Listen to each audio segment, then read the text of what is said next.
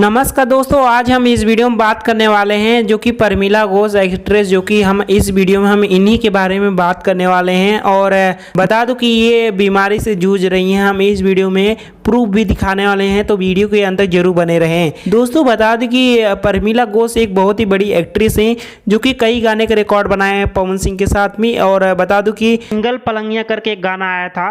बता दूं कि एक गाना आया था बबुआन के गाना आया था। पावर स्टार पवन सिंह के साथ काफी बहुत ही ब्लॉकबस्टर बनाया गया था। और खेसारी लाल यादव जी के बाद भी गाना गाया था। और परमिला घोष जी ने काम किए और कई एक्टर के साथ काम किए हैं परमिला घोष जी। और बता दूं कि ये जो इनका है जो एक पोस्ट किए हैं एक दिन पहले अपने सोशल अकाउंट से कि ये भाई काफी जूझ रही हैं, जो कि मैं आप लोग को स्क्रीनशॉट भी दिखाने वाला हूं। और अपने अकाउंट पे पोस्ट किए हैं कि भाई कोई भी मेरी मदद कीजिए। यही दुआ पवन सिंह से और खेसारी लाल यादव जी से किए हैं।